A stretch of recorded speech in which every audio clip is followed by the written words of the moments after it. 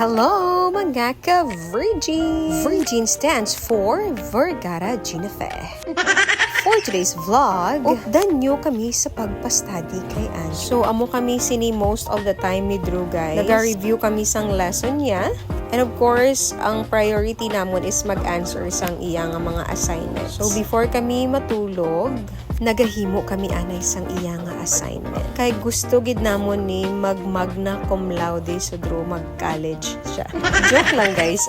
Syempre, wala namon na gina-pressure si Drew. As long as basta mag-review lang siya sang lesson niya every night, makaya lang sang oras namon.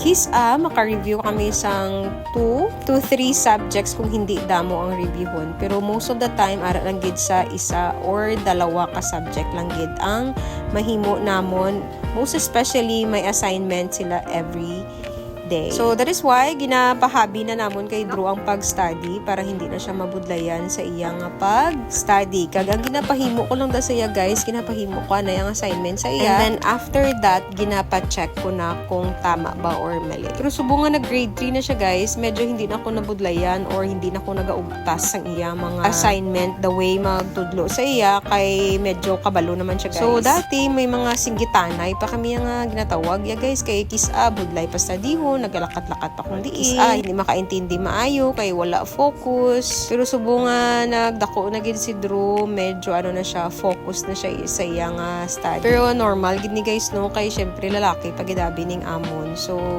normal gid. Kaya, sa mga advice ko sa mga parents, nga magkalma-kalma lang ta. Kalmahan lang natin mga momshies and daddies. Kag hindi dapat naton pressureon ang mga bata, guys. Most especially sa panahon subong, hindi pareha sa aton dati nga panahon. Nga wala na tayo tudlo-tudlo, guys. Kita yaga pa rin kamot sang aton, diba? Pero subong, kailangan na gid naton sila igay. Kailai na gid ang panahon subong. So, nagatandem kami ni Alvin sa pagpa-study kay Drew kung may ginahimo ko. Pero most of the time, gid guys, ako gid ang nagapa-study kay Andy. Siyempre, mantala ni Alvin mga pasa niya na sa ako ng iningay. Siyempre, si Drew, nagapangayo man sa excuse, naga-break man. Bago pala nag-umpisa, guys. And that's it for today. Bye!